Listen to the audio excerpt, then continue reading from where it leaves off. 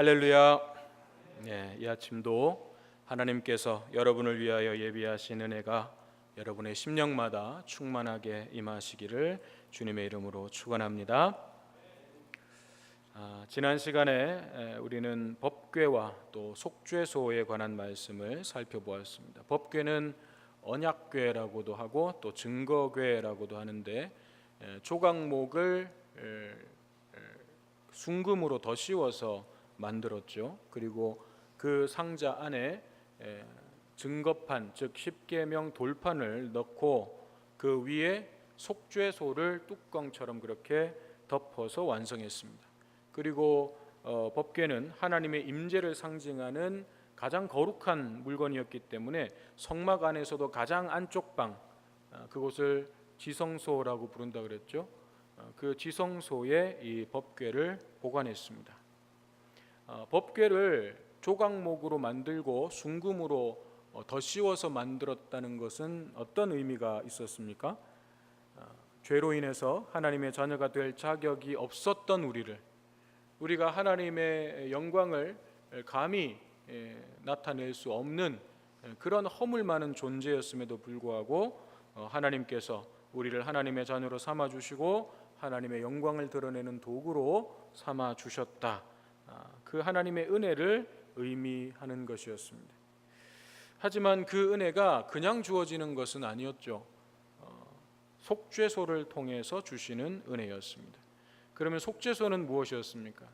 속죄소는 전체가 순금으로 만들어졌는데 법궤의 크기와 똑같이 그렇게 직사각형 두꺼운 판을 만들고 그 위에 그룹 천사가 날개를 펴서 그 법궤를 덮고 있는 그런 형상을 그 판 위에 붙인 것, 그것이 속죄소였습니다.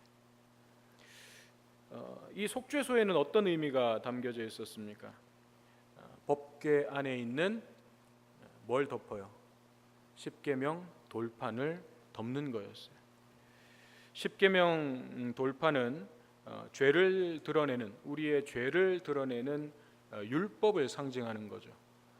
율법을 범하는 것은 곧 죄를 범하는 것이죠. 그래서 율법은 항상 우리로 하여금 우리가 죄를 짓는지, 우리에게 죄가 있는지 그런 것들을 드러내는 역할을 율법이 하는 것입니다. 그러면 죄가 발견되면 그 율법을 지키지 못했으면 그 죄에 대한 결과는 하나님의 심판이에요. 그 죄의 대가는 하나님의 심판이고 죄의 삭은 사망이었어요. 그렇지만 하나님께서 그 율법과 그 죄에 대한 심판을 하나님의 긍휼과 은혜로 그냥 덮어버리신다는 거죠. 그렇지만 그냥 덮어주시는 것이 아니라 속죄 제물의 피를 근거로 그 죄와 허물을 덮어주시는 것이었습니다. 그래서 이 속죄소와 그 위에 뿌려진 속죄 제물의 피는 궁극적으로 뭘 상징하는 거였어요? 예수 그리스도의 십자가와 보혈을 상징하는 것이었습니다.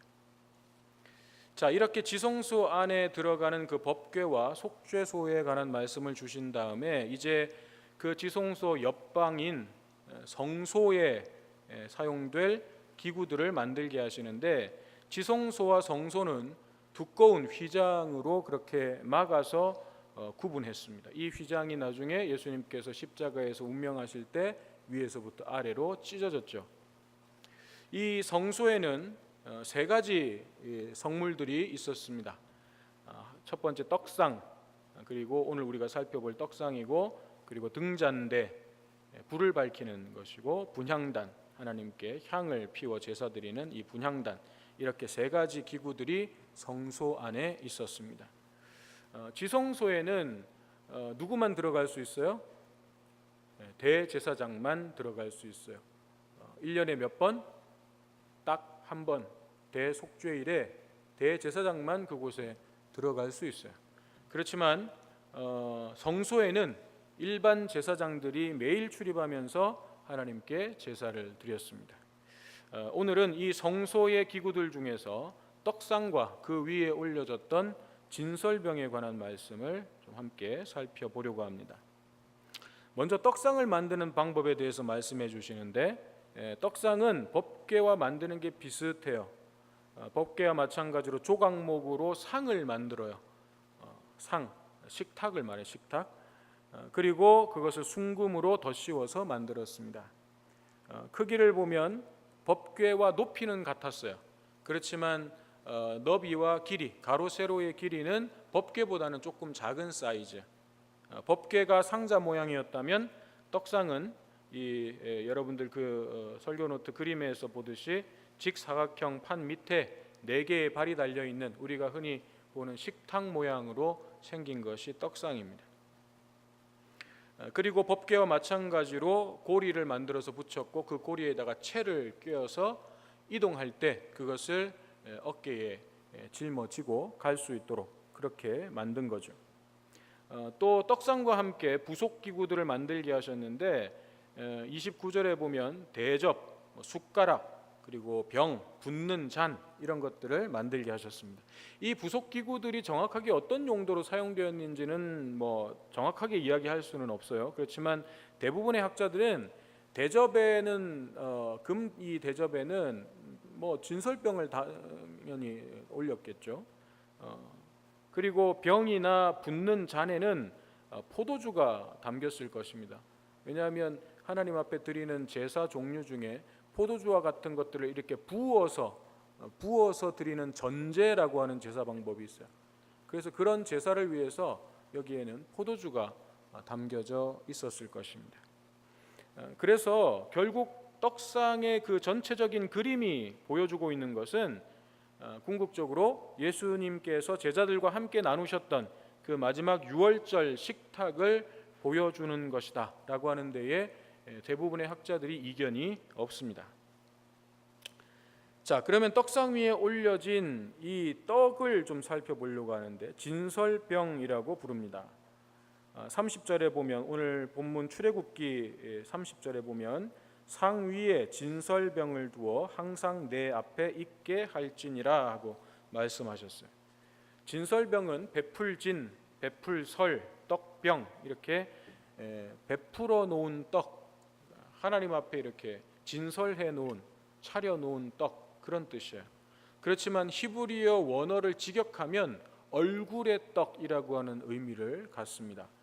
이것은 이 떡이 하나님의 존전 앞에, 하나님의 그 얼굴 앞에 놓여져 있다라고 하는 의미가 되는 것입니다. 이 진설병을 어떻게 만들어야 되는지 또 어떻게 사용해야 되는지에 관한 법이 오늘 우리가 두 번째 읽은 레위기 24장 5절에서 9절에 나와 있습니다. 성경은 이제 레위기 24장을 좀 펴놓으시기를 바랍니다. 5절에 보면 고운 가루를 가져다가 떡 12개를 굽되 각 덩이를 10분의 2 에바로 하여 만들라 그렇게 했습니다. 진설병을 만드는 재료는 고운 가루예요. 고운 가루. 이것은 완전히 갈아져서 더 이상 갈 필요가 없는 그런 상태의 가루를 말하는 것입니다. 그래서 이런 가루는 통에다가 넣고 아무리 흔들어도 소리가 안 나요. 예전에 이런 광고 있었죠? 이 소리가 아닙니다. 이 소리도 아닙니다. 용땡사는 소리가 나지 않습니다. 가루가 너무 입자가 고와서 아무리 흔들어도 소리가 안 날 정도의 고운 가루, 그것을 재료로 해서 진설병을 만들었습니다. 이 고운 가루를 이제 반죽해서 불에 구워서 떡을 만드는데 12덩이의 떡을 구워야 했습니다. 그리고 각 덩이는 10분의 2 에바로 만들라고 했는데 에바라고 하는 것은 곡물의 양을 나타내는 단위였어요. 곡물의 양. 그래서 1에바 하면 약 22리터예요. 1에바가 약 22리터. 그러니까 떡의 각 덩이를 10분의 2에바로 만들라는 것은 한 덩이에 고운 가루 4.4리터가 소요된다는 거예요. 그러니까 여러분 만약에 밀가루 4.4리터 우리 생수 큰 통 그거 2개 정도 분량으로 한 덩이를 만든다 그러면 떡이 꽤 그래도 크죠? 그렇게 12덩이를 만들어서 상 위에 올릴 때는 6절에서 7절에 보니까 한쪽에 6덩이씩 12덩이를 한 줄로 다 올리는 게 아니라 6개씩 쌓아가지고 2줄로 그렇게 상 위에 올리고 그 위에 정결한 유향을 올리도록 했습니다. 그리고 8절 9절에 보면 이렇게 이제 진설한 떡은 안식일마다 매 일주일 안식일마다 새로운 떡으로 교체를 해야 합니다. 그래서 항상 여호와 앞에 이 떡이 진설되어 있어야 했습니다. 그러면 안식일에 이제 새 떡을 올리고 그 올려서 하나님께 드려졌던 그 떡은 상에서 내려서 어떻게 하냐? 그것은 아론의 자손들이 함께 나누어 먹었습니다. 아론의 자손들은 곧 제사장들을 말하는 거죠. 자, 그러면 이런 진설병에 관한 말씀 속에 담겨져 있는 영적인 의미는 무엇인가? 첫 번째는 이 떡상의 진설병이라고 하는 떡과 잔이 올려진 모습은 말하자면 식탁의 교제를 의미하는 거죠. 떡과 잔이 올려져 있어요. 떡과 포도주가 올려져 있어요. 이것은 식탁의 교제를 상징하는 것입니다. 이스라엘 문화에서 식탁의 교제는 가장 친밀한 교제의 상징이었어요. 함께 밥을 먹는다, 식사를 하면서 같이 교제를 나눈다. 이것은 가장 절친한 그 친밀한 관계를 나타내는 거였어요. 그래서 예수님께서 세리와 또 창녀들과 그들과 함께 거하고 또 먹고 마실 때에 바리새인들이 어떻게 저런 사람들과 같이 먹을 수 있느냐고 난리를 쳤던 거죠. 그건 그만큼 그 관계가 친밀한 관계라고 하는 상징이에요. 이 진설병, 떡상과 진설병 그리고 잔이 바로 그런 친밀한 식탁의 교제를 의미하는 것인데, 그러면 누가 만나서 교제를 나눈다는 거예요? 하나님과 우리가, 하나님과 이스라엘이 친밀한 교제를 나눌 수 있게 되었음을 상징하는 것, 그것이 이 떡상과 진설병입니다. 출애굽기 24장에 보면 우리가 앞에서 살펴보고 넘어오지는 않았습니다만 24장에 보면 하나님과 이스라엘 백성들이 시내산에서 이제 언약을 체결을 해요. 모세와 함께 이스라엘 장로들 70명이 시내산으로 같이 올라갑니다. 하나님께서 데리고 올라오라 그래요. 그리고 하나님 가까이는 일단 모세가 먼저 가요. 그렇지만 이 70명의 이스라엘 장로들도 함께 가서 언약을 체결합니다. 이 모세가 언약서를 낭독하고 그들이 우리가 그 말씀을 그 언약을 지키겠습니다라고 약속하고 피의 제사를 드리면서 언약이 체결되는 거예요. 거기에 70명의 장로들이 같이 모세와 함께 있었고 24장 11절에 보면 그때의 모습을 이렇게 말씀하고 있어요. 하나님이 이스라엘 자손들의 존귀한 자들에게 손을 대지 아니하셨고 그들은 하나님을 뵙고 먹고 마셨더라. 하나님을 뵈러 간 거예요. 지금까지는 모세만 하나님을 뵐 수 있었어요. 그렇지만 이스라엘 장로들 70명이 함께 가서 하나님을 뵀어요. 그런데 안 죽었다는 얘기예요. 하나님께서 그들에게 손을 대지 않으셨다는 거예요. 허락하셨다는 거예요. 그래서 그들도 함께 하나님을 뵙고 그리고 또 먹고 마셨더라. 이게 하나님과 굉장히 친밀한 그 식탁의 교제가 그곳에서 이루어졌다라고 하는 거죠.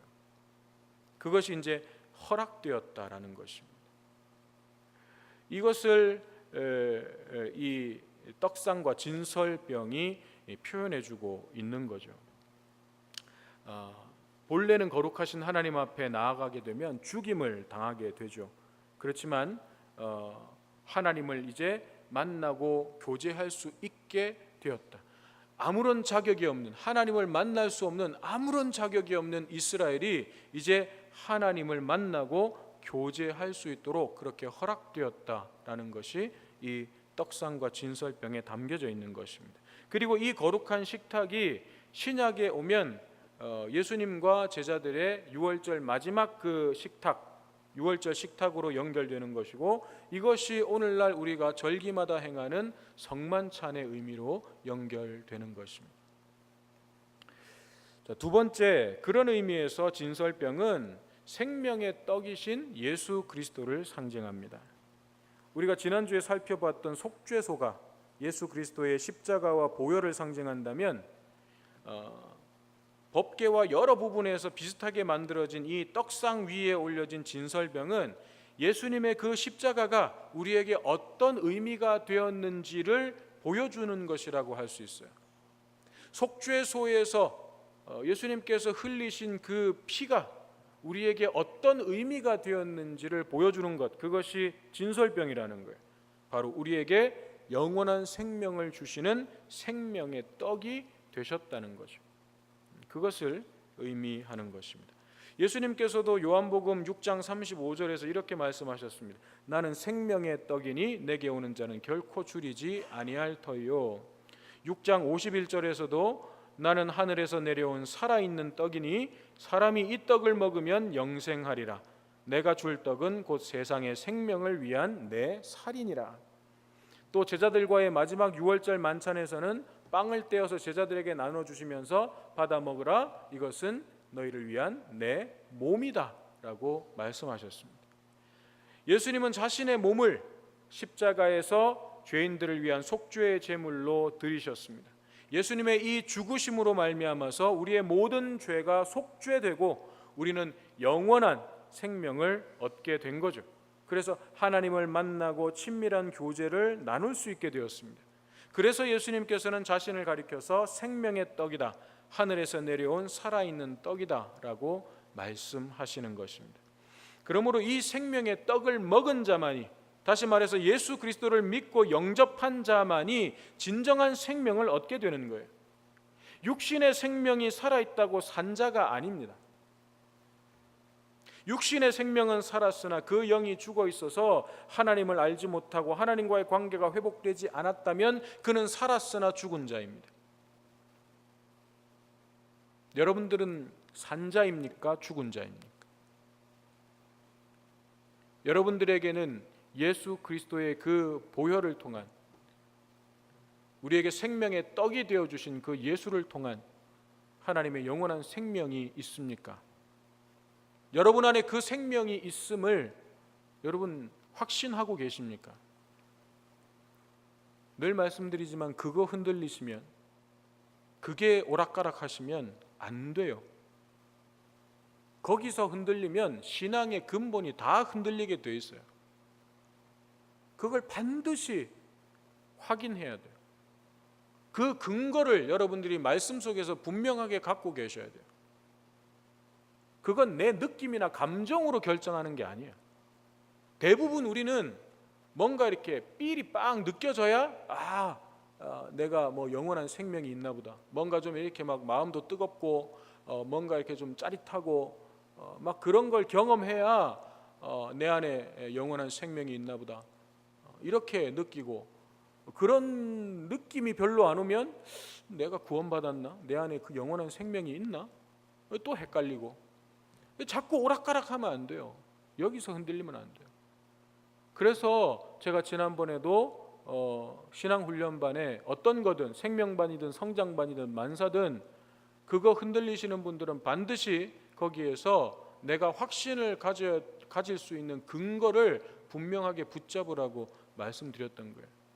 그런데 뭐 그렇게 많은 분들이 신청 안 하는 걸로 봐서는 여러분들이 그 확신을 분명하게 갖고 있다고 저는 그렇게 생각하고 믿겠습니다. 세 번째 진설병은 주님의 몸인 동시에 성도들의 영의 양식인 하나님의 말씀을 또 상징합니다.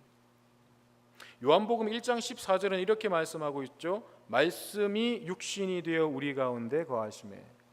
사도 요한의 증언대로 말씀이 육신이 되셨기 때문에 예수님은 하나님의 말씀 그 자체이십니다. 그렇다면 생명의 떡을 먹는다는 것은, 예수님이 자신을 생명의 떡이라고 말씀하셨고 나를 먹으라고 말씀하셨는데, 그러면 예수님을 먹는다는 것, 생명의 떡을 먹는다는 것은 하나님의 말씀을 먹는다는 의미도 되는 거죠. 그래서 진설병은 영의 양식인 하나님의 말씀을 상징하는 것이기도 합니다. 우리가 육신의 양식을 먹어야 살듯이 영의 양식인 하나님의 말씀을 먹어야 믿음의 삶을 살아낼 수가 있는 거예요.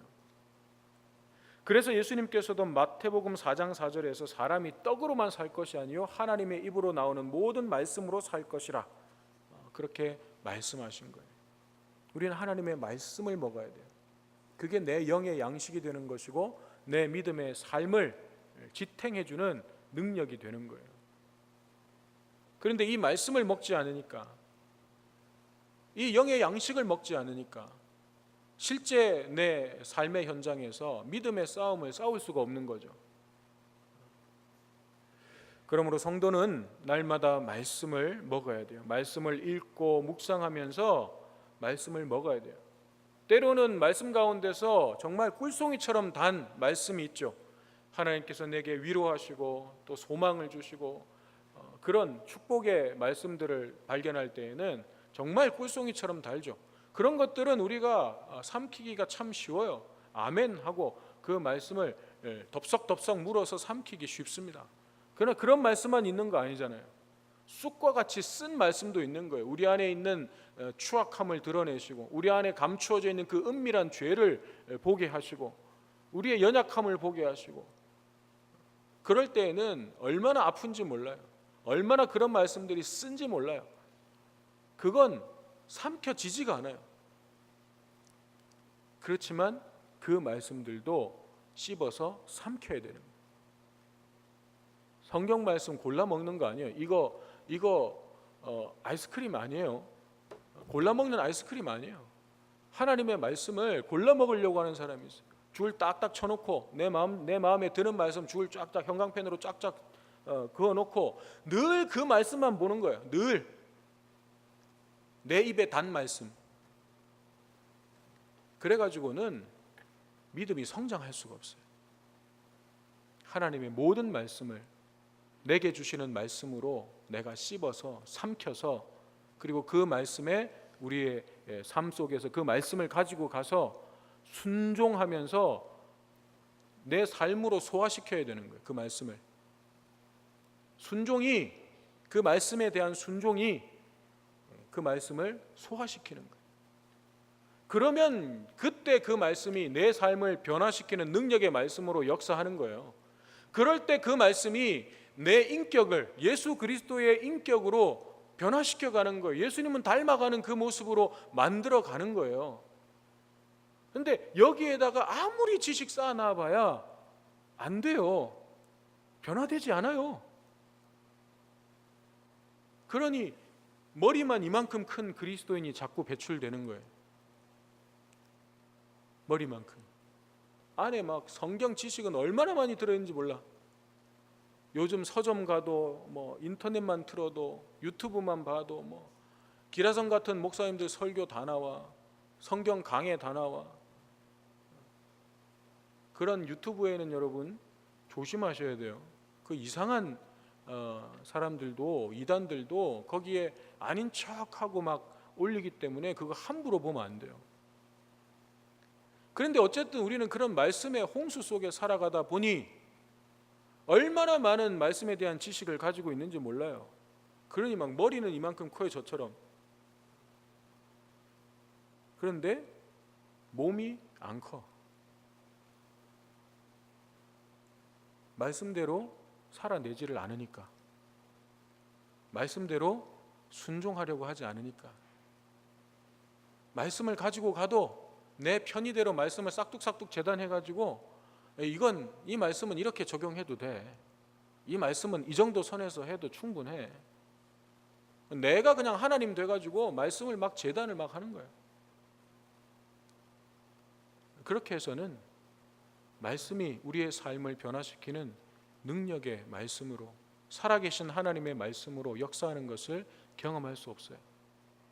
말씀이 우리의 삶을, 내 인격을 바꾸어가고 변화시켜가는 것을 경험할 수가 없어요.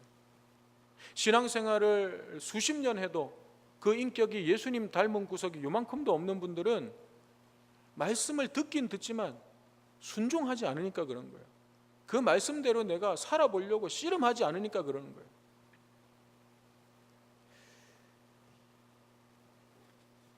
끝으로 12덩이의 이 진설병은 온 이스라엘을 상징합니다.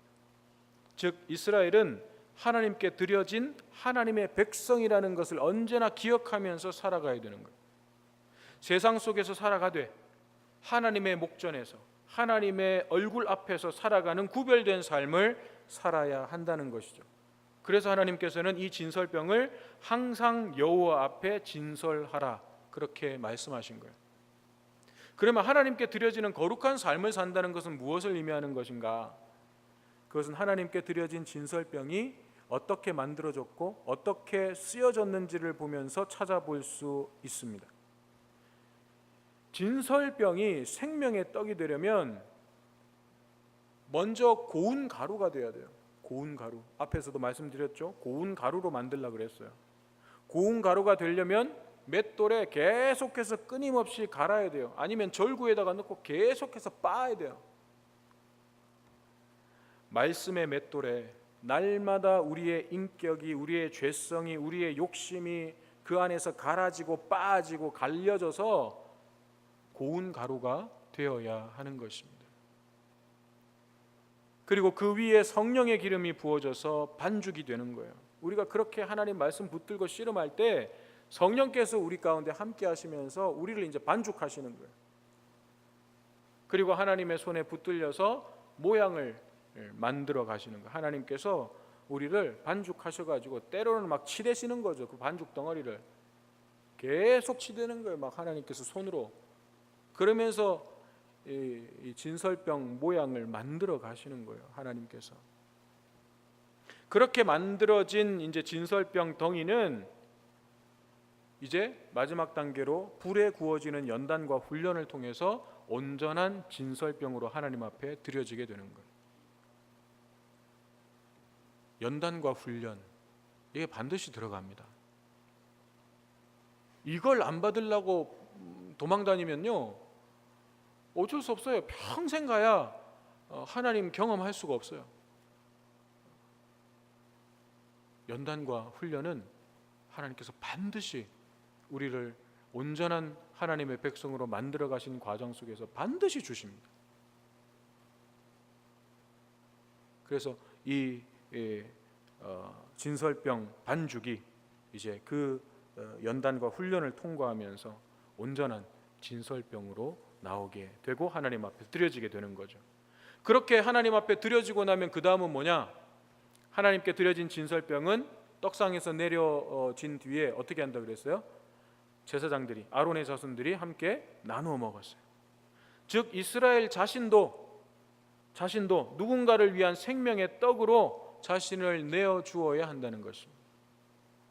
진설병이 예수님을 상징할 때에는 우리에게 생명의 떡으로 공급해 주시는 의미가 되지만 그 진설병이 우리 자신, 이스라엘 자신으로 상징될 때의 그 의미는 나도 주님처럼, 나도 예수님처럼 내 삶을 생명의 떡으로 누군가를 위해서 내놔야 된다는 거예요. 그것이 생명을 받은 자가 마땅히 해야 되는 사명이에요.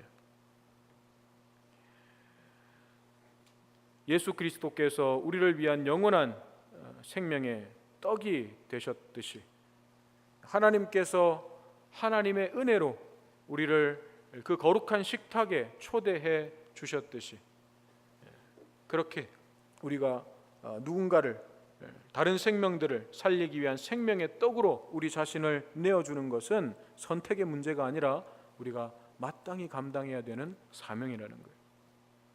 그러므로 하나님을 알지 못하는 이들에게 십자가의 복음을 전하고 예수 그리스도의 마음으로 섬기고 사랑함으로 생명의 길로 한 영혼 한 영혼 인도할 수 있는 저와 여러분의 삶이 되시기를 간절히 소망합니다. 갈등과 다툼을 일으키는 자가 아니라 내가 손해보더라도 내가 인내하고 내가 먼저 용서하는 것을 통해서 교회 공동체와 가정과 일터와 내 모든 삶의 자리에서 깨어진 관계들, 그 관계들을 회복시키고 화평케 하는 그런 삶을 우리 살아가는 우리 모두가 되기를 바랍니다.